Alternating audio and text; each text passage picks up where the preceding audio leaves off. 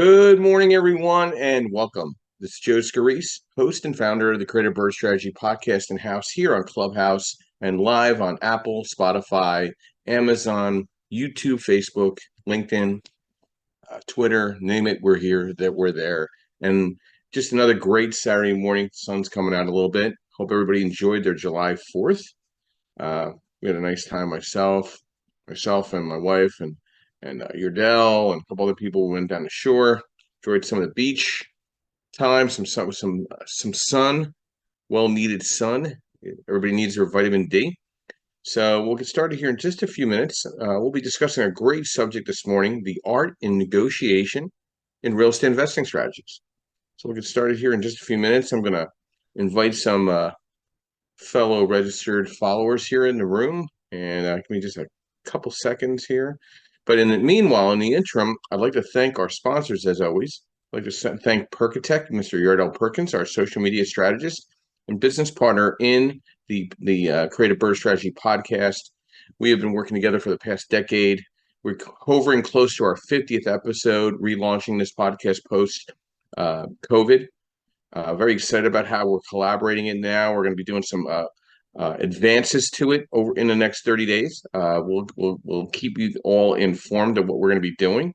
I want to thank him for his partnership and association with this group. As always, if you need a social media audit or social media strategy discussion, reach out to Yardell Perkins at Perkatech. He'll be a great help into your power team.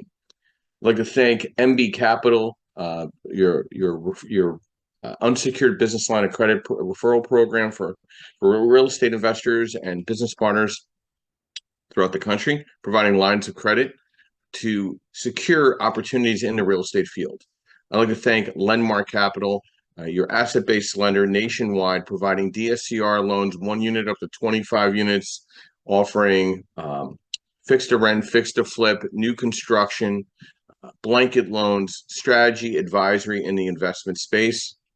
And I'd like to thank Realty 411, Linda Pelagos, who is our national publication, Realty 411. And she also provides for real estate professionals and also provides national events in collaboration with the Creative Bird Strategies throughout the country: Philadelphia, New York, Florida, Texas, LA, Denver. It's been a great ally of ours in the last several years. And then my real estate licenses, I've activated them to put them with TCS Property Management Services, where we provide management services in various markets. If you had any questions in regards to partnership, joint venture, assistance with property management in your market, please reach out to me and we can kind of put that together for all of you. So we'll get started here with our discussion this morning. First, we'll just talk about the market. Some interesting reports came out, job reports came out this past month, and a lot of the analysts are saying that it's really showing signs of slowdown in the market, true slowdown in the economy, and they're trying to break the Fed to throw a break on the Fed rate and drop the rate a little bit. I mean, it's not going to make that much of a difference, a quarter point, but it could show a sign that they're conceding to re-stimulating the economy. But my concern is if they don't make that quarter point shift in the market in September, are we actually in a recession? So that's I think we're in a recessionary type of environment. We have a very stagnant real estate market right now. Inventory is kind of just like floating around a little bit. It's very investor focused. Not a lot of home buying. We really didn't see much of a spring market. Job reports were kind of lackadays. Unemployment numbers are there. Bankruptcies are up on the commercial side, office retail side. So, they're thinking of September and November. Is it politically driven? Of course. But is it necessary or is it not necessary? It's very difficult to see where we're going to be at, especially if with a change of government and Trump does put in some of these tariffs that are needed with imports. That could either help us on the inflationary side or hurt us on the inflationary side. So it'll be very interesting to see where the cracks in the surface when it comes to the U.S. economy and job markets and how that will drizzle into the real estate market as well. So we'll talk about some articles that I caught my eye this week. So we'll get here to this in a few minutes here. Hang on one second. So one thing that caught my eye, top best cities for renters to live in 2024, best places for renters to live in 2024. I'll give you the top 10. I did post this on LinkedIn. I did post this on my Facebook. So if you're following me on Facebook or connected with me on LinkedIn, you could reach out, you could find these articles. I post 2 to 3 a day. And then I typically write a couple articles myself personally twice a week. So number one is Charleston, South Carolina. Number two is Atlanta, Georgia. Number three, Sarasota, Florida. Number four, McKinney, Tennessee, Texas. Number five, Scottsdale, Arizona. Number six, Round Rock, Texas. Number seven, Austin, Texas. Number eight, Chapel Hill, North Carolina. Number nine, Gilbert, Arizona. Number 10, Miami, Florida. Let's go down to 11, the next 11 through 20. Number 11, Charlotte, North Carolina. Number 12, Raleigh, North Carolina. Number 13, Fort Lauderdale, Florida. Number 14, Rochester, Minnesota. Number 16, 15, Huntsville, Alabama. 16, Greenville, South Carolina. Number 17, Plano, Texas. Number 18, Orlando, Florida. Number 19, Wilmington, North Carolina. And number 20, Durham, North Carolina. And I've been to almost a lot of these markets in the past 5 years. They're all bustling markets where people want to live. They want to enjoy themselves. They have great times and, entertainment and just all kinds of community style type of events. I understand where the renters are migrating there. I get it. So, and then I put another article that was really interesting, got a lot of comments from this. The 15 most dangerous cities in the U.S. Number one, St. Louis, Missouri. Number two, Birmingham, Alabama.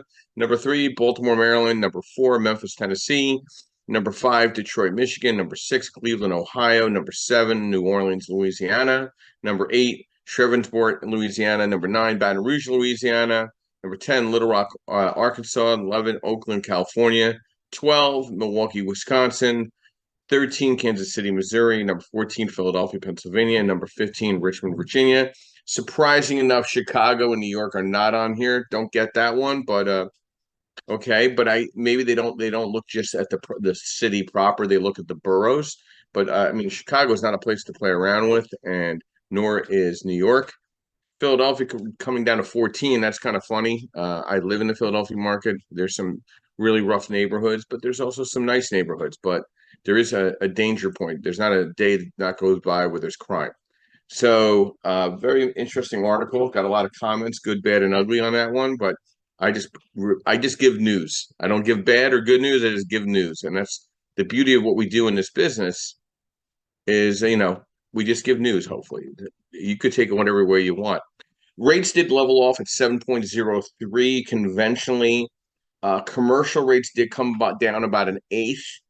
So we're hovering around our base rate in the commercial DSCR rental market starts at around 7%, a little shy of it, a little under it, or a little, but 7% is the starting point. On construction money has stayed status quo, starting at around 10%. So money stayed very inexpensive on the fixed to rent, fixed to flip, and new construction side. And again, on the commercial side, there's been some alleviation. I'm seeing an uptick in some fixed to rents. I put out about 12 term sheets yesterday. The blend of them were right down the middle. 6 of them were fixed to rent. 6 of them were DSCR coming out of a fixed to rent. Seeing some multifamily development on inquiry. Got to be very cautious if you're going to try to get into the multifamily development side. There's more appetite for single family townhome development than multifamily right now. So if you have somebody that's a developer and they're thinking they want to build a 20 unit, they're better off building 20 townhomes. There's more money on the market for that than building a full 20 unit condo building, believe it or not.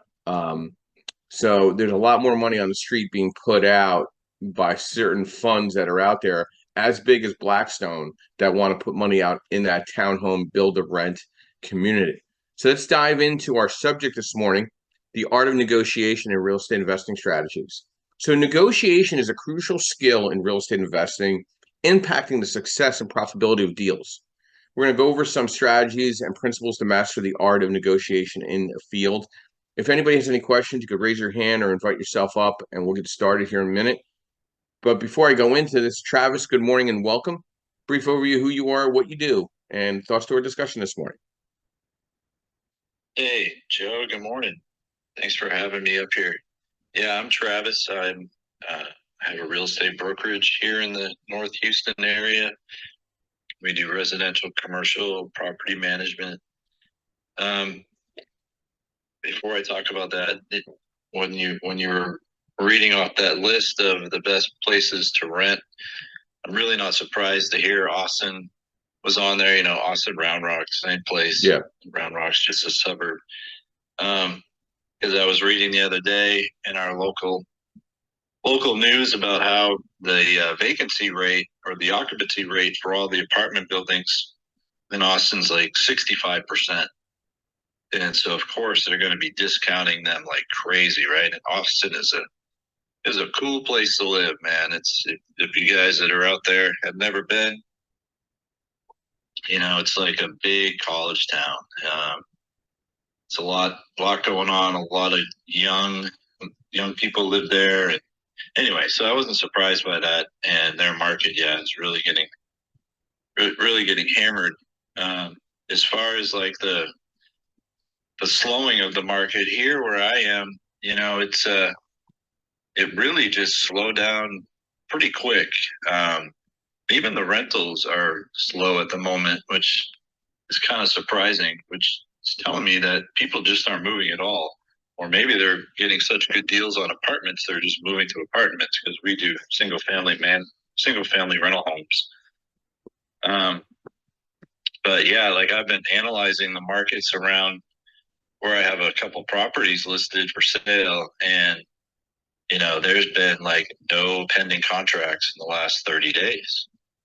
There's just inventory sitting there, and there's just adding and adding.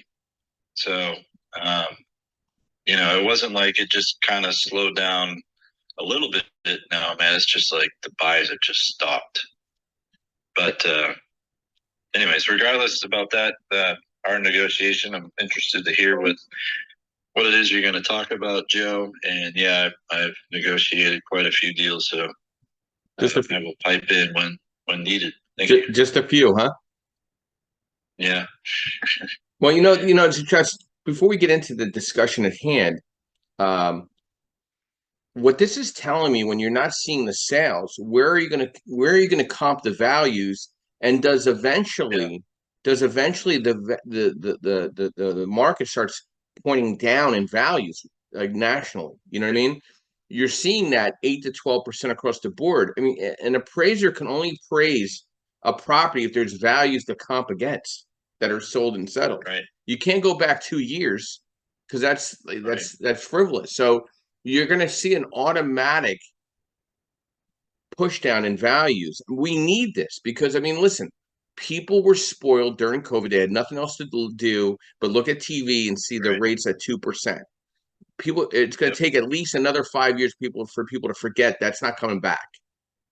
And to Yep. realize that 7% rate is the average national rate for the last 40 years, and it will stay so continuously for the next 40 as well. So it's going to take time for home buyer sentiment to minimize, and to, we need a reset in the economy. The economy is very, very tired right now. It's just not moving along. I mean, there's some markets that are doing well because of pharmaceutical, healthcare, education, but that's only going to take you so far. All right. That's only going to take you to a certain distance. And then there's going to be a point where, the government has to step in and cut the shit with the inflationary impact here that's hitting our bottom line, which is our personal pockets. Okay. Mm-hmm. And what's going to happen is you're going to have wealthy and you're going to have very poor. And the middle class is your landlord that's hosting all the poor and hosting some of the Right. wealthy, because a lot of the wealthy don't want to own. They rather have somebody else take care of their stuff. You know what I mean? So I definitely see a crossroads in this market right now, that we're in the seventh or eighth inning. I don't have a great feeling that, even with the Fed cuts, we are into a very serious reset commercially and residentially over the next 24 months. That's a personal opinion. It's not fact. Yeah, I agree. You No, know, I agree with you, man. it's as the resale inventory keeps growing, the builders don't stop, right? The builders are still building. And it's not like they communicate with one another and say, "Hey, our inventory is growing. Maybe we should all start slowing down on building." No, they just keep going. So it's definitely the market's going down. So but anyway, it's supposed to, right? It's always in a cycle. Real You need estate, a it's a cycle. pendulum. You need a pendulum. You need the opportunity of buying opportunity. Okay. That's Yeah. why we're trying to walk away with a nugget of this based on our discussions we have here on Saturdays and Sundays, to better prepare our skills, right? And that ties into our discussion, the art of negotiation and real estate investing strategies. And number one is preparation and research, market analysis, property knowledge, knowing your limits, defining your budget, desired terms, and property knowledge, gathering detailed information about the property, the history, the condition, and the potential issues. Market analysis, understanding the current market conditions, comparable property values, and trends. Number two is building rapport. Establishing trust, building a good relationship with the seller or the buyer can lead to more favorable terms. Active listening, understanding the seller's needs, motivations, and pain points to tailor your offer accordingly. Professionalism, maintain a respectful and professional demeanor throughout the negotiation process. Number three, strategic offer making. Initial offer, starting with an offer that leaves room for negotiation, but is still reasonable. Anchoring, set the initial terms in your favor to create a starting point for discussions. Contingencies include clauses that protect your interests, such as inspection contingencies or financing clauses. Flexibility and creativity, win-win solutions. Aim for solutions that benefit both parties, increasing the likelihood of agreement. Alternative terms, be open to negotiating other terms such as closing dates, repairs, or seller financing. Problem-solving approach, address issues creatively to overcome potential deal breakers. Emotional control, stay calm. Patience, walk away power. Leverage and timing is number six. Market conditions, seller motivation, and timing. Number seven, documentation and legalities. Clear agreements, ensuring all term agreements are clearly documented to avoid misunderstanding. Get legal advice. Consult with a real estate attorney to review contracts and ensure compliance with local laws and regulations. And then finally, due diligence, conducting thorough due diligence to uncover any potential issues that can affect the deal. So interesting here, I get a call from one of my clients that did a rehab loan recently, and they opened up wall number two and found termite damage all through the wood on that one side of the property. It's going to cost probably at least 10 to 15 grand. He's like, Joe, can I get that money out of my draw? I said, well, you didn't even account for that. That's out of your pocket. Thankfully, this client is extremely well reserved, so he's okay. But what if he wasn't? So you got to think about this stuff. He was trying to do light lipstick and found out he had $10,000, $15,000 worth of damage outside his discussion. Outside his scope of work. So, practical tips: role playing, continuous learning, network building. Build a network of professionals, including real estate agents, attorneys, fellow investors, to gain insights and support.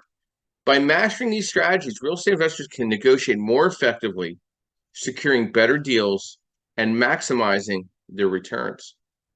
Mr. Joseph Martella, welcome. Brief overview who you are, what you do, and thoughts to our discussion this morning: the art in negotiation and real estate investing strategies. Good morning, Joe. I'm a buy and hold investor. I've done several boroughs. I also invest in tax liens in the state of New Jersey. Listen, negotiation is key, right? It's not just in real estate; it's everything else, right? So there's a good book on it called "Never Split the Difference" by Voss. I think it's Chris Voss. Pretty good book if you guys want to read it and see what it is. One way that I moved into in a market where it was a seller's market, right? You got to see what the intent is behind the seller. If you're gonna get the seller that says, I'm just sitting waiting to get my price, well, sometimes there's just not movement. I've actually wrote up a letter of intent where I give 3 options. Seller finance, I'll give conventional offer and a cash offer. And usually they match the 2 or 3 together. And because everybody wants a top number, but I mean, in this environment, you're not going to be able to do it with the interest rate. But if you give me terms, I can give you the number that you want. It's just going to take you time to get there. So you have to be creative, if especially in a market that is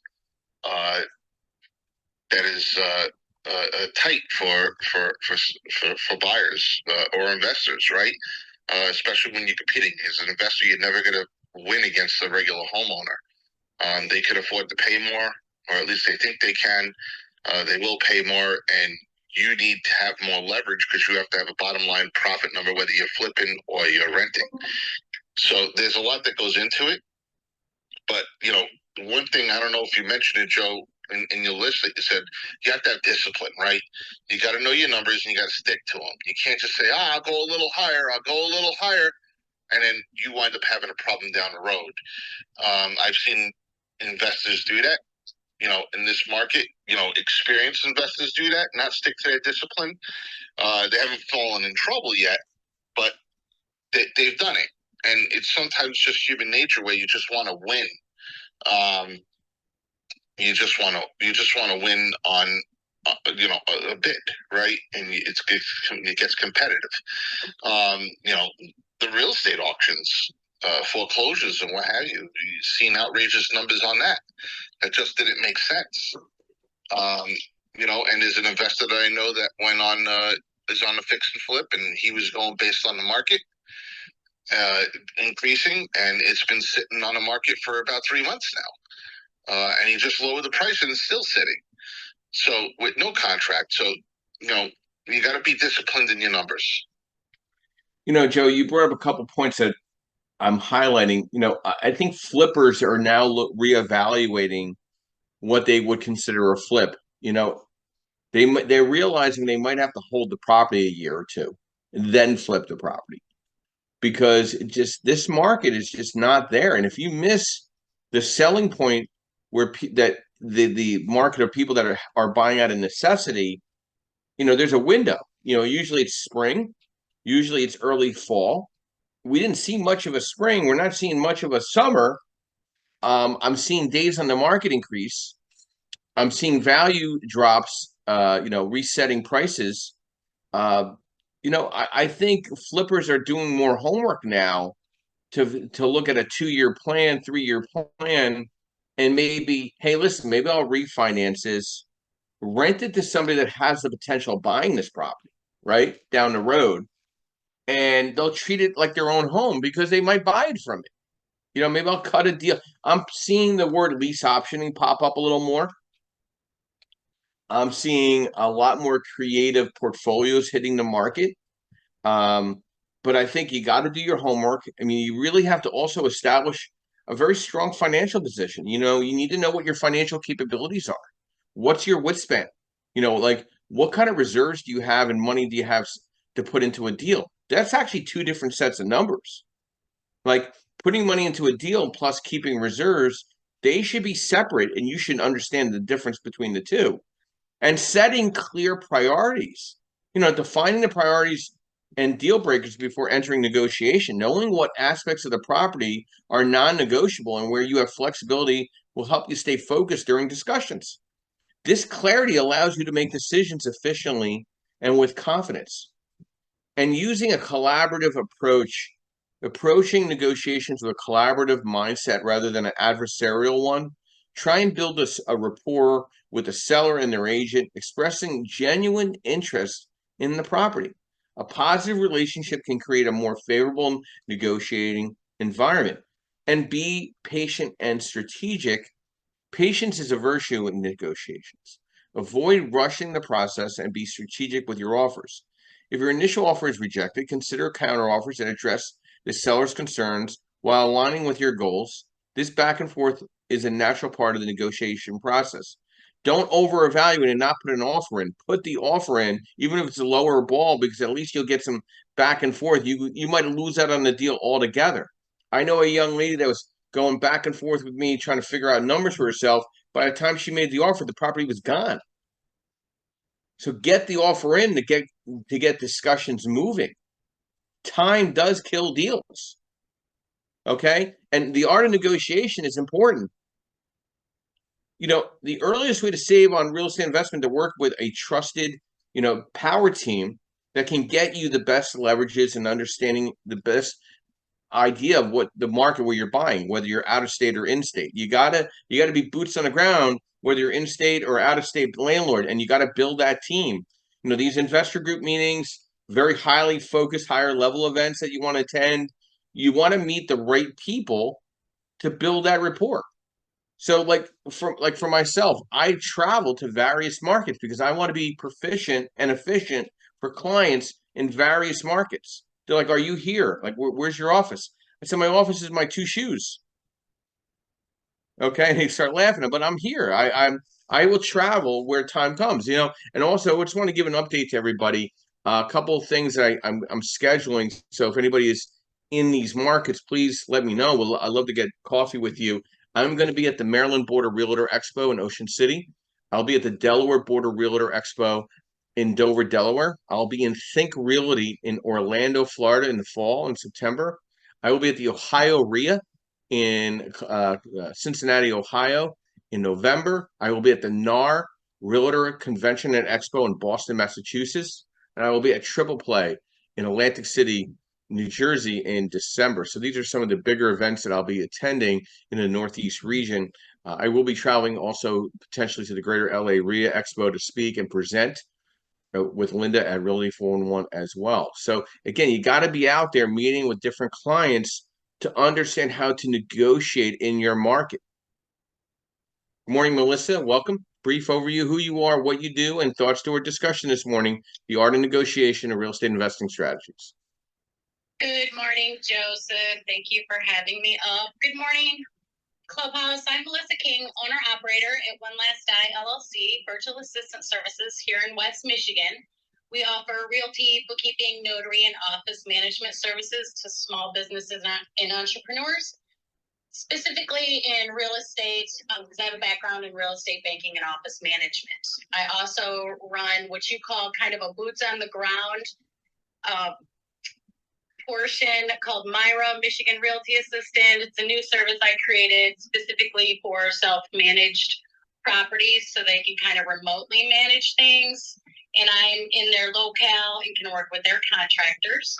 We are insured and bonded for your protection. Joe, for today, the art in negotiation and real estate investing. Since I'm kind of a newbie to this, I'm learning from everybody here. But I will say, when I put my home up this year and for sale, and with all of the things going on with NAR, all the agents are screaming about their commissions, blah, blah, blah. I found a friend of mine who did it for 2.5. And of course, when it came to signing for the buyer's agent, I said, well, I'm not paying them more than you. So I was able to sell my home at a 5%. I think the big thing here is a lot of people, including my generation, we just need to learn how to negotiate better. We always were told, that's the sales price, that's what you got to pay. I know a few people who just can do this naturally. And I'm sure you do too. And a lot of it is just having the background and education and confidence in order to start the negotiations. And you're absolutely right. It's the market. You got to know your market. And I think if you have that information, then you're a lot more comfortable in negotiating. That's all I've got today. Thanks, Joe. So Melissa, let me stay on mic for a minute because you caught my ear on something. So you actually had a transparent and open communication with your realtor about selling your property. Is that a correct statement? Correct. So to me, and again, it could be my ignorance or my incompetence. I'm not sure. It could be both. Who knows? But to me, the NAR lawsuit, all that told me was that the skills of a real estate agent, they're going to have to be more transparent and have a better open communication and better communication skills with their clients. Is that what I heard from you and what my thought is to the NAR lawsuit?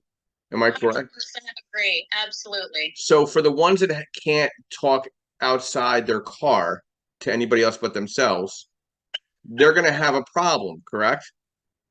Absolutely. So, They've got to beef up their skills. oh, so they can't take pictures in front of cars they don't own anymore and planes they don't own anymore. They actually have to talk to their clients, correct? Exactly. Oh, that's very scary. Well, that's very scary for a lot of people because, I know a lot of people that have communications degrees from colleges, and I'm still trying to figure out what they're saying. So, like, I have an accounting I have an accounting degree and I have an economics degree. I don't have a marketing degree, but I have common sense. And the scary part is you need common sense in the real estate industry, and you need to be quick witted, not a wise ass, but you got to be quick witted. You got to be sharp on your feet. You got to be able to act fast and have great communication skills, transparent communication skills, and be knowledgeable in your skills. Oh, okay. So that's what you're supposed to do when you have your license. So why is everybody upset? Can I ask you that question? I will say one thing, and this is one of my favorite quotes, Joe. Common sense is not so common. That's from Voltaire. And, I think people get complacent, and they just don't grow like they should. Well, you know what? There's plenty of Lyft and Uber jobs out there. Exactly. That's exactly right. And there's plenty of bartending jobs. If maybe you'll learn how to communicate better behind the bar, serving some drinks. That's a great suggestion right there. Or even just some simple customer service. Well, I personally think everybody should work in hospitality in the high-end area. Like I was trained in fine dining service at Windows of the World in New York. And then I worked at the Hilton in Short Hills and the Vista Hotel in fine dining. So I had to understand sequence of service and expedition of food service and proper communication skills and memory of specials and understanding the taste and the flavors and the complementary beverages that go with food. I don't know. I tried to earn 18 to 20% gratuity on all my service. So don't you think this NAR settlement only tells me that you now need to earn your gratuity, which is your commission? Absolutely. I agree. I don't know. I don't see much difference in it, but I mean, like, listen, you could shed the skin any way you want, but all you're doing is earning your commission or earning your tips. So maybe everybody should go get a job in hospitality and see how it is to eat what you kill. Okay. And and then really feel that and go back to the real estate space afterwards. If it's not hospitality, it's really got to be something where you're caring for people and helping them with their needs. Bank tellers, simple things like that. I mean, you've got to communicate. And when I was 18, 19 years old, they expect you to sell out of those little positions too, and that was scary for somebody like me. So you know what, I think actually everybody should be an assistant in a nursing care environment, because you know what, that's a very humbling experience, my personal opinion, because when I survived the stroke and I was in the hospital for 8 days combined with rehab and ICU, I learned about compassion and patience and resetting my life. You know what I mean? And I think not saying everybody has to have that type of dramatic impact to understanding the dynamics to negotiation in real estate, but you understand it, you listen more, right? I would agree. And before you delving into different types of negotiation tactics, the essential grasp of underlying dynamics at play. Like real estate negotiation is a delicate dance between parties with divergent interests and objectives, right? Listening and building rapport. Absolutely, I would agree with that. I actually took care of my grandmother for about 9 years, maybe 16, until she had to go into a nursing home. And I know what you're talking about. Yep. I've been there one too many times. Yep. Yeah, be a caretaker. See how that fits the glove. You know what I mean? I think maybe that'll help your negotiation skills in more of a compassionate environment. Successful negotiation hinges on finding common ground and striking a balance that satisfies both parties, right? You got to know your limits. You got to act fast.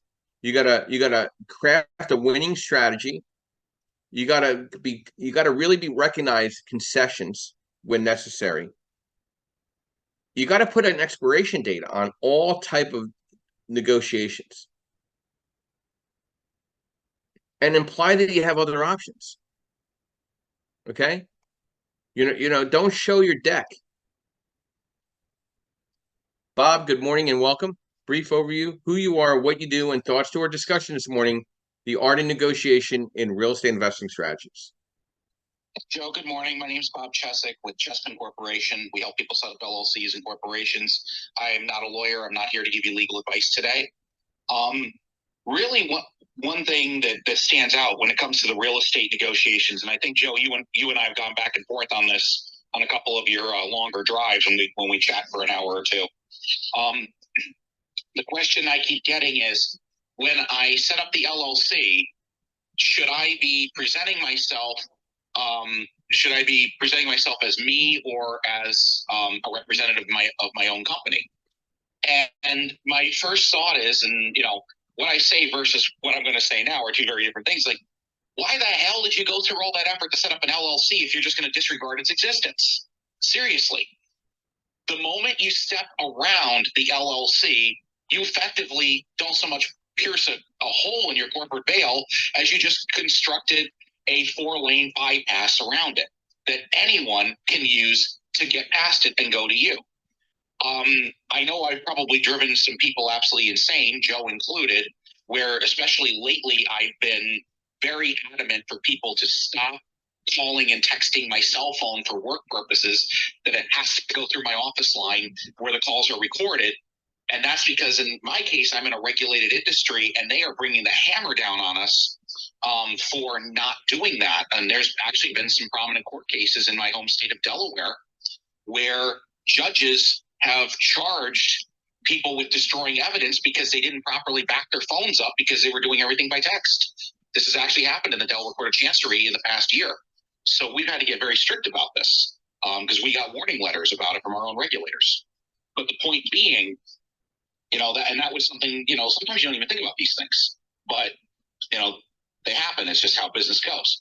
So the point being, though, back to the real estate part, when you go through the effort of setting up a real estate holding company or LLC, however you decide to do it, you want to be acting as a representative of that company. Don't go up and say, "Hi, I'm Melissa. I'm buying a house." You're going to say, "Hi, I'm Melissa LLC. My name is Melissa. I represent Melissa LLC, and Melissa LLC is going to buy this house." And you want to do everything in the name of that LLC, signing as the managing member or whatever your title is with the LLC, something that indicates that you are the representative. And yes, I understand, and I'll leave this to Joe to give the details when it comes to lending and all that. Yes, I understand that there are going to be situations where you have to sign a personal guarantee. The very fact that on your first deal, you have to sign a personal guarantee because you have no other assets in the LLC and it's brand new and it's clean. Yes, that's kind of generally understood that there's going to be points where that has to be done. The difference is, are you treating the LLC as your personal piggy bank? Are you just using it as a matter of convenience where it's a byline on a contract? Because the courts will come back and say, if you held yourself out as yourself in the course of negotiations versus as a representative of your own company, then they can deem that LLC to be a sham and push everything back on you and disregard the LLC, even sometimes forcibly liquidate it if you're the sole member. It does happen in some states. So the point being, you are putting yourself at a disadvantage if you are representing your own business, even if you are 100% owner. You want to go in with the strongest position possible. You want to say, "Hi, I'm Bob Chesick. I am president of Chespin Corporation. I am here to represent, and Chespin Corporation is intending to purchase 123 Main Street."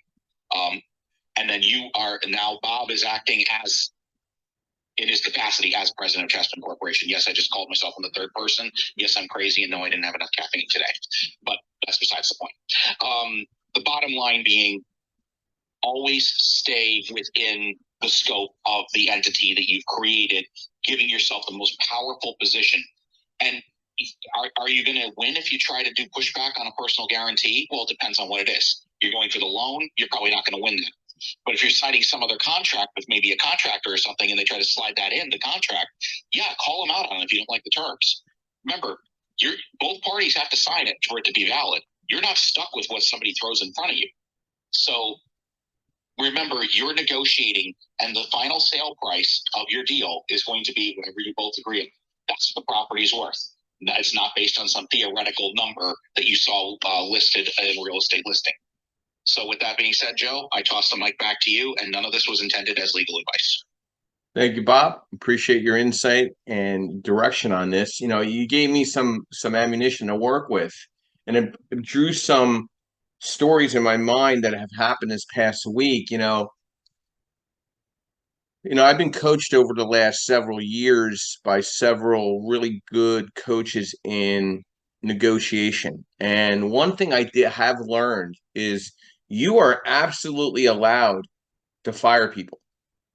You don't have to work with everybody.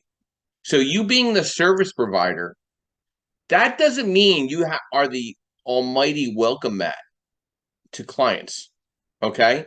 If the client is not being integrous or is being difficult, or it's like walking barefoot over broken glass, you can let them go and you can feel good about it, okay? Not like I've let people go because it got ridiculous. Like you're wasting time that I can't even recover, okay? And some clients are not clients. And it's okay. Just make it very clear and very transparent. I don't think we should work together. And I've done that multiple times. I mean, there's a colleague down below that he referred me somebody. He said, "Hey, these guys are real good guys, blah, blah, blah." I went and met them for lunch. Nice guys. I'd have drinks with them. I don't want to work with them. They wasted a lot of my time. They wanted to do things that I couldn't do, that were illegal. Okay. They were ignorant to it. And I'm like, listen, guys, I've wasted processing hours with you guys. Nothing has closed. So we're gonna part ways. And I wish you the best of luck and much success. Oh, you don't want to work with us anymore? I'm like, no, I don't. Because you're not a client. You're a nice guy. You and your two partners are really nice people. But we got to go. It's not working out. We're breaking up. You have to have that confidence. Believe me, in 2 weeks from the time that you do that, nobody will remember. But at least you pulled the Band-Aid off and you ate the frog. Like when I have a client ask me, "Hey, Joe, do you have to run credit?" Yes, I have to run credit. What do you? Well, I just ran credit with somebody else and then go back with somebody else. I'm not somebody else. I'm Joe Scarice. So pick your poison. I really don't. It doesn't matter to me. I'm running your credit or I'm not running your credit. What are we doing here? But I just ran my credit. I said, that's not my problem. That's your problem. My situation is I got to run your credit. So whichever way you want to go about this, that's fine. So you think about it. You call me back when you get a clear head, and we go on from there. You need to make clear what your objectives are with who you are, as a service or as a client. And then there's also the three sides of a story, like my pop used to tell me. Okay, there's the one side, the other side, and then the truth. So I have a client that calls me, says, "Hey, Joe, you just charged somebody like 10% for their loan." I said, "What?" I said, "No, I gave them a loan. It was at 7.5% because their credit score was 660, blah, blah, blah. And they weren't looking for a high LTV. So even though their credit was lower, I was able to get them a really good rate." Oh, they said no. He goes, you gave him a quote on another rate. I said, yeah, that's the rate where he has a 660 credit score. It's a mixed use property. He owner occupies it. So he's only collecting rent on one of the units. He wants cash out. And yeah, I'm going to charge him like 9.75 on that other loan. But did he tell you about the one I just gave him? 7.5%, max LTV at 70%? He goes, oh, no, he didn't tell me that. Oh, so he only told you the one part. Did he tell you that his credit sucked? He goes, no, he didn't tell me that either. I said, did he tell you that he owes 90 grand on credit card debt? And he goes, no. Oh, he left all that out, huh? Oh, okay, no problem. I'm waiting for that guy to give me a call back. I'm not going to call him. I don't need to. He needs to call me if he wants to work with me. But I'll be more than happy to say, listen, you know what? I don't think we're a good match. And maybe he'll never call me back, and that's okay. I will not lose an ounce of sleep over it. That's negotiation in the brainwaves. You need to know when to cut bait. You need to build rapport. You need to be confident, competent, integrous. You have to be active listening. When I go into a room, and I've never been in a room before, I sit and I get there a half hour early before anybody gets there. So I get a lay of the land, because being early is being on time. Being on time, you're late, guys. Okay? So I went to this event July 3rd. July 3rd, I went to an event. I got there early. I got to talk to a couple of initial people, and as people came in, I identified who I wanted to talk to do my discussions with, and then I sat back and listened to the discussion, introduced myself to the speaker, use silence strategically, be flexible and creative, stay emotionally detached, and set limits. Nonverbal communication sometimes is the best way of paying attention to body language of other parties. Nonverbal cues can reveal a lot about a person's intention and comfort level with negotiation. Maintaining positive and open body language can create a more conclusive environment. Be patient. Document everything. Keep thorough records of all communications and agreements during the negotiation process. How many times I have forwarded emails memorializing previous discussions, not to stick it in somebody's face, but they try to say something that I said differently. But you told me this. No, I said, here it is. Here's the term sheet. This is what I said.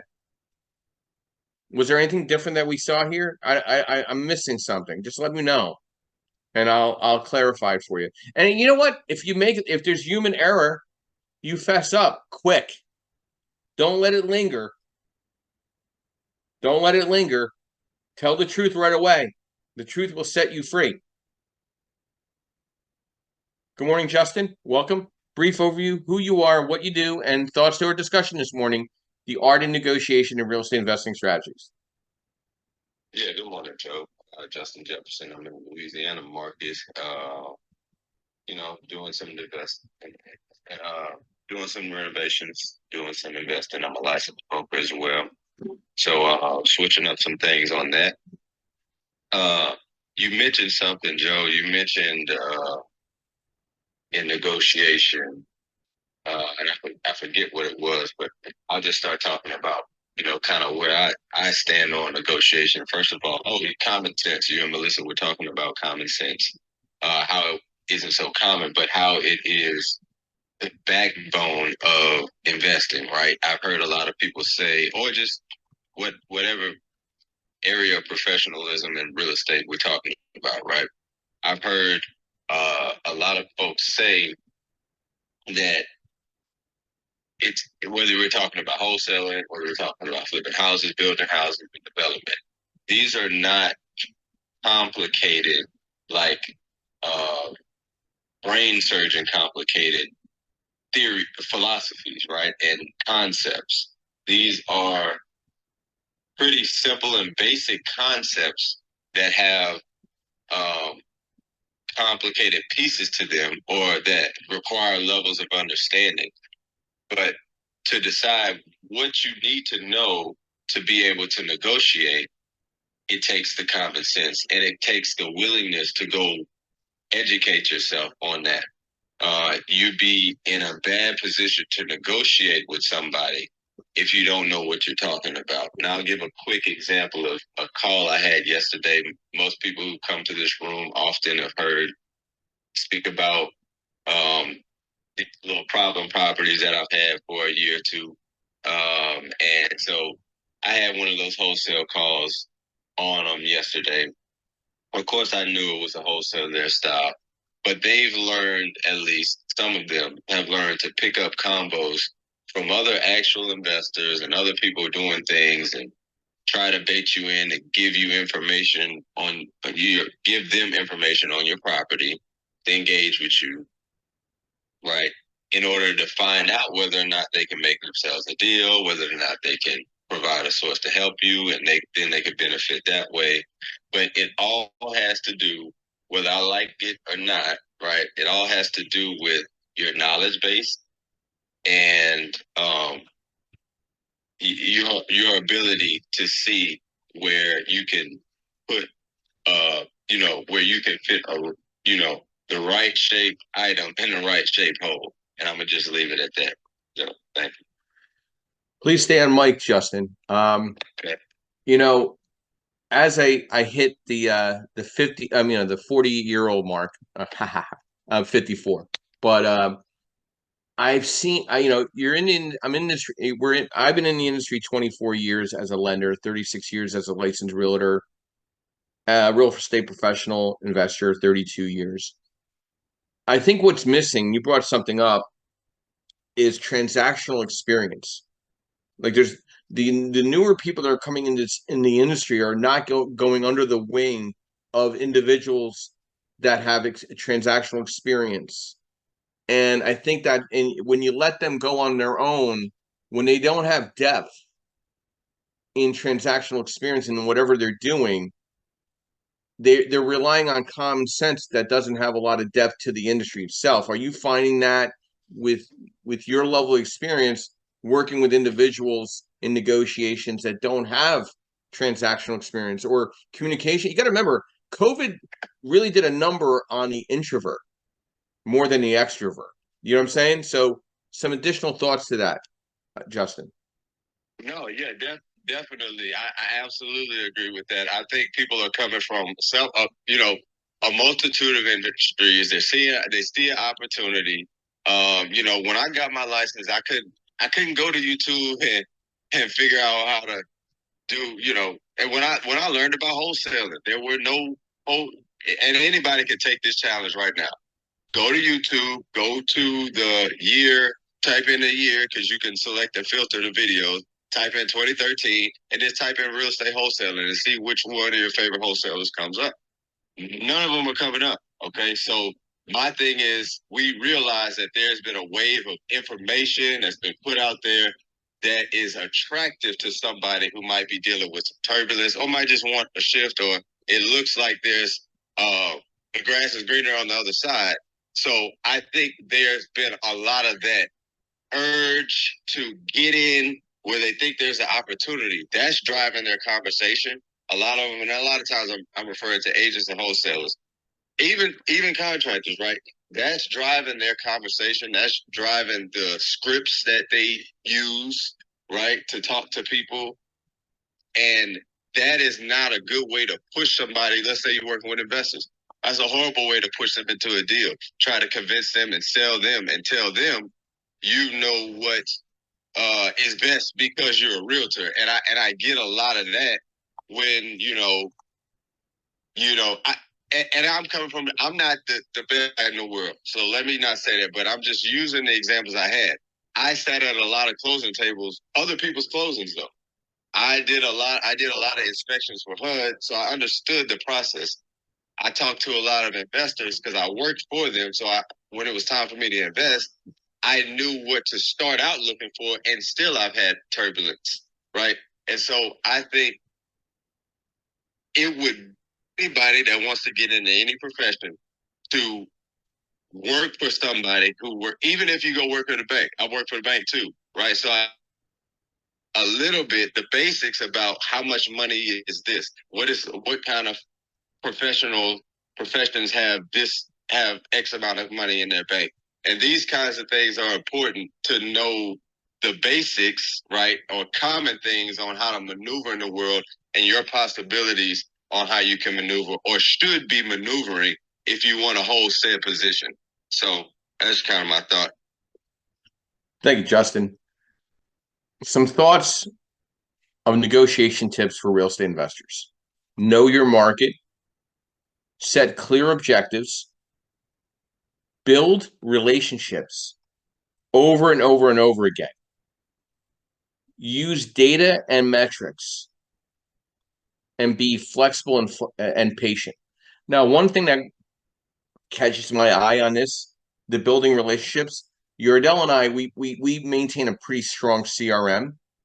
And I gave a batch of cards to scan in for our VA to do them and get them into our CRM. And he's like, "Hey, Joe, we had a lot of those people already in my CRM." And I'm saying to myself, he thought that was good. And I think that's good. Meaning I'm starting to see a lot of the same people, but I don't want to see a lot of the same people. I want to meet new people. So like me, I want to build new relationships. So what am I sat down and thought, what events am I going to that I'm still running into the same people? And I looked at my calendar for July and August. I reset everything. I'm going to completely different events because I want to build new relationships. I already have the current relationships. I'm maintaining them by staying in touch with them, but I want to build new relationships. I want 100 new relationships every week. I'm very aggressive about that. So he actually helped me constructively critique what I'm doing in my relationship building in the art of negotiation and what I do as a service, which is lending. Joe, your final outro and thoughts to the art of negotiation and real estate investing strategies. Good morning, Joe. So you have someone else that admitted they talked to you for over an hour on your drive, which I think is you're building up your friendship base. So congratulations to you. You're next. I'm picking on you next, so it's okay. No, really good discussion. Negotiation is everything. One thing you have to keep in mind, right? In America, we go to the store and the price of peppers or the price of peppers. In other countries, everything's a negotiation. So when you're dealing with people from other lands, they're used to negotiating, and it's not part of American culture. It's something that we study, but it's something that they're built into. So it's just something to keep in mind. Again, don't fall emotionally in love with a property. If you're buying it for your own personal self, stay disciplined, know your numbers, don't budge, and be willing to walk away from a deal. That's what it all comes down to. So really good conversation, Joe. Thanks. Thank you, Joe. Travis, your final outro thoughts to the art of negotiation and real estate investing strategies. Travis, are you there? Yeah, I know. Sorry, Joe. It's all good. You're a quick guy. Yeah, man, I'm just enjoying listening to you talk. It's like it gives me more insight into why Donald Trump talks the way he does. It's part of where you guys are. You guys are just very direct and I don't know, man, kind of brash, and I get a kick out of it. I'm just waiting for you to call somebody Pocahontas or Rocket Man. No. Listen, you know what? There's the difference about I'd rather be loved, respected, and feared than liked. Does that make any sense? I guess. Facebook likes don't make me a lot of money. Love and respect and fear make me a lot of money. That's the thought. I mean, I could be wrong, but I've heard that line and I stick by it. It's just I'll tell you a funny thing. My mom, God bless her, may her soul rest in peace. She used to say always, I love my son. I don't always like my son. So I take that to heart. I'd rather be loved by a lot of people. Mm-hmm. Bob, your final outro and thoughts to the art of negotiation and real estate investing strategies. Before I give my outro, I'm going to throw a fast trivia question. Anyone answer it if you know the answer. But Joe made me think of this. Where was the first place in the United States, I'll accept either the name of the store or the city it was in, where price tags were fixed on items and you did not have to negotiate or haggle? Anyone know? New Jersey? Any ideas? Nope. John Wanamaker's department store in Philadelphia. First place to have a price tag. And there's actually a historical marker on Market Street on the City Hall side, like right at the City Hall Market Street entrance of Macy's, which was the original Wanamaker's, talking about the history of that, how Wanamaker was the first place to fix prices. So next time you walk down Market Street, Joe, take a look for that historic marker. It's there. And as Mr. Ed Dowling, yeah, go ahead. Go ahead. So for my outro, just thinking back to what Joe was saying, you can fire customers, and Lord help me, the past 2 years we've had to do a lot of that, especially this year, just because people just started neglecting their responsibilities to both the company, their own companies, the state, and to us. But I'll tell you what, there's another thing you also have to remember, and I know that sometimes this can be difficult, but as an entrepreneur or in a negotiation or whatever you're doing, you are not paying or being paid to be abused by anybody. If someone, and I mean outright abuse, I'm not going to use the actual word that was used, but just understand the word itself was used. I had a customer pay me $300 once, and then their comment to me was, because I wasn't responding to their messages fast enough, "Hey, I paid you $300. You're my N-word." Yes, that's exactly what they said, except they didn't say N-word. And I said, "I beg your pardon? What'd you just call me?" So that person found themselves very quickly without a registered agent. They did a chargeback on their credit card. I forwarded the recorded call to the to my credit card processor, and guess who won the dispute? I did. So don't, if somebody's treating you like that, maybe not that extreme, but even to just a small extent of it, you're not being paid for that too. If you're negotiating a deal and you wind up with a hostile person, walk away. I know sometimes it sucks, but walk away. It's not going to get any better, folks. Just remember that. But that's my thoughts are, be sure to, not only stand in the strongest position you can, don't take abuse or allow yourself to be cut down in the process. You're better than that.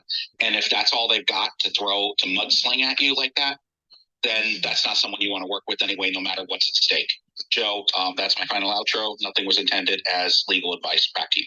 Thank you, Bob. And Bob, thank you for the Wanamaker insight. You have vast knowledge and useless information. I want to give you that kudos. Joke, haha. So, this discussion today was a little different, a different spin, and it was a little more emotional and character building in understanding being a better investor. Okay.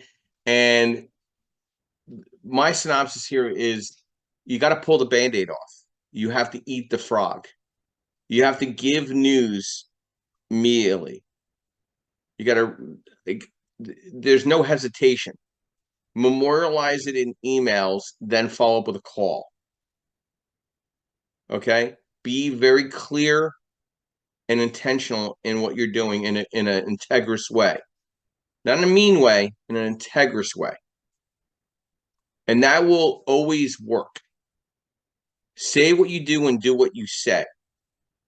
That's half the battle in the art of negotiation is when somebody says, "Oh, you didn't get back to me." "Oh, yes, I did. Here's the email," or "Here's the text. You didn't respond. Very sorry, but it's memorialized. Would you like to continue our conversation or not?" And put it back in their hands, or let them go. I'll do 1-2 follow-ups. I don't really look for 3 strikes in building a relationship with somebody. If somebody doesn't want to get back to me, I'm not negotiating for me to be in their better interests. They know how to reach out to me. They know my number. They know my email. Okay. When somebody says they couldn't find my phone number, I find that kind of funny and quite ironic, to be honest with you. So my thought to this is that we're all in negotiation day in and day out in what we do, whether it's real estate or life, with friends and business associates, affiliates, service providers. And there's just some people that are just not going to naturally like you. And that's okay. And that's fine. That's part of negotiation.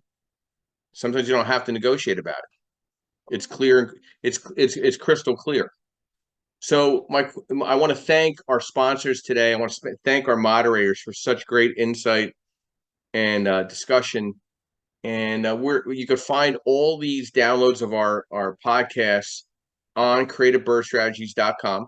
You can find them on YouTube, Spotify, Apple, Amazon. We're live on Facebook, and so we're here to provide strategy, education, networking, openness. We have a discussion every Saturday and Sunday that's different. We're here every Saturday morning, 8 a.m., every Sunday morning, 9:30 a.m. Eastern Standard Time. We have sponsors. We have Lendmark Capital, which is an asset-based lending group nationwide, where I'm a senior loan analyst. We have MB Capital, which provides you unsecured business lines of credit for investing and business-to-business strategies. Realty 411 with Linda Pelagas, providing national publication on education for real estate investors and services, as well as national events throughout the country. And then we have Perkatech, Mr. Yardell Perkins, our social media strategist and partner in the Creative Birth Strategies podcast. And my name is Joe Screese, founder and host. I want to thank everybody this morning. My quote this morning: we fall, we break, we fail, but then we rise, we heal, we overcome. We'll see you tomorrow morning at 9:30 a.m. Eastern Standard Time. Please have a beautiful Saturday morning and take care of yourself, and we'll be back tomorrow. And everybody have a great day, and I'll be ending the room in the next 30 seconds.